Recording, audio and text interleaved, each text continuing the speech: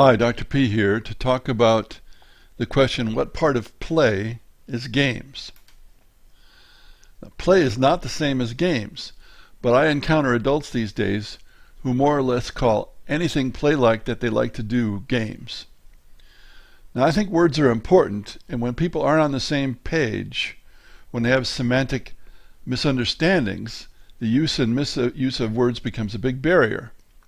For example, two people talking about theme, quote unquote, will rarely have the same thing in mind. And I have a separate screencast about that. So I found it necessary to try to differentiate play, games, and puzzles. And the easiest way to do that is with this diagram. Now this is a Venn diagram, of course. It's not supposed to represent exact proportions, but just relationships.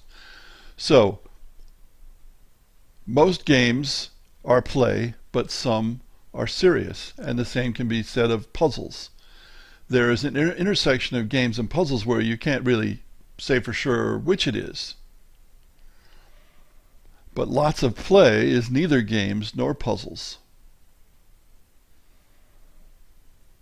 And I'll show this diagram again toward the end of the piece.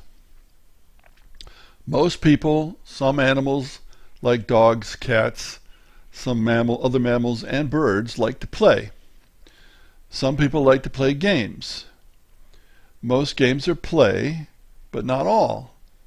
Where's the dividing line, and where do puzzles fit in? Bookstores, for example, typically combine games and puzzles in one section, but they are different things. In fact, in olden days, before video games were common, if you went to the games and puzzles section in a bookstore, it was almost all about puzzles.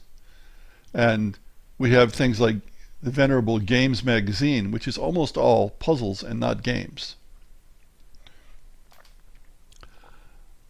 Now here's an example of something that the participants may have called a game but was not.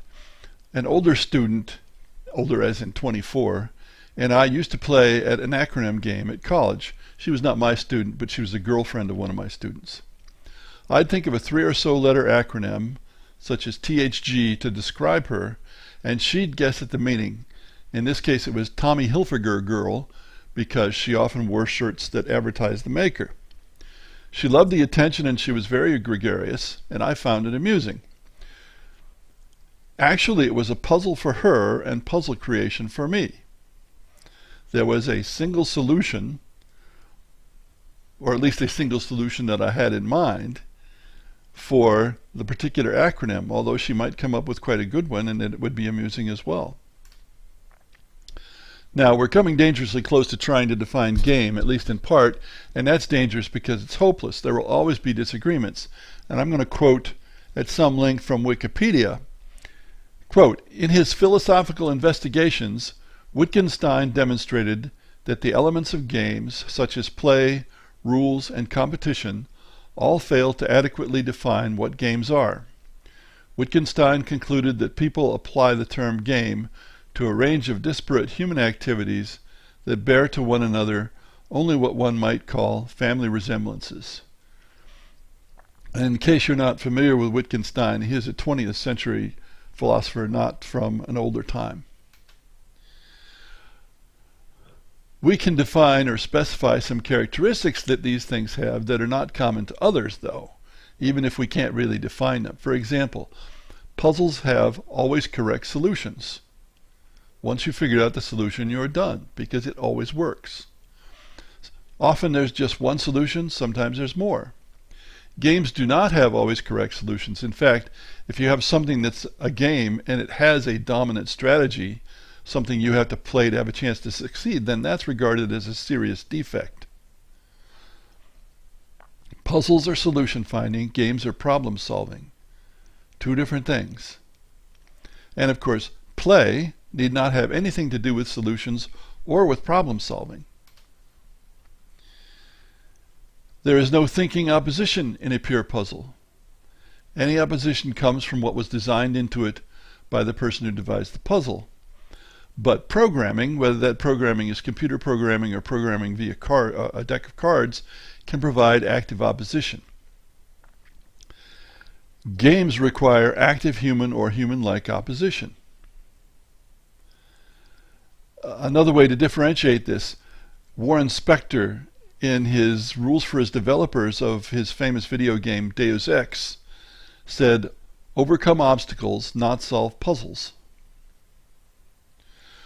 Now, when you're at play, you may arrange opposition or you may choose to overcome a passive barrier, but neither is necessary to play. Another example, Martin Wallace, who says people really want puzzles, not games, in his board game A Few Acres of Snow, and if you're not familiar with Martin Wallace, he's probably the most well-known British board game designer.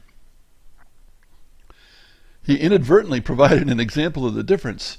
Not long after A Few Acres of Snow, which is more or less a war game, was released, someone found an infallible way to win. An always correct solution. And that was quite undesirable, of course, in a two-player opposed situation. So the rules are changed, but I'm told the Halifax hammer can still occur occasionally in the game. So play can involve other people or not. Play can involve opposition or not. Play can be just one person or animal or more than one. Play can be competitive or not. When you play, you can set a goal or not. When you play, you can make rules or not. When you play, you can have teams or not. When you play, it can be cooperative or not. There's lots of different ways we can put this. And all those attributes can apply to games or puzzles, but most play is neither games nor puzzles. Otherwise, we get to the point where Kleenex is synonymous with facial tissue, Coke with soda pop, D&D with role-playing games. Now, I ran into this Coke business when I came to the South, where people use it to refer to soda pop. And if you have a northerner come down, then it can be quite amusing, because the southerner would say, what would you like to drink? The northerner says, I'll have a Coke, meaning the brand Coke. Well, the southerner says, well, what kind of Coke? Because they're thinking in terms of lots of different kinds of soda pops. That's not useful. And that kind of thing isn't useful when you wish to discuss game design. Game design is complicated. So here again we have my Venn diagram. Same diagram. Now, say it however you like, but I'd prefer to be able to understand you. And that's why I try to define these things. Thanks for listening.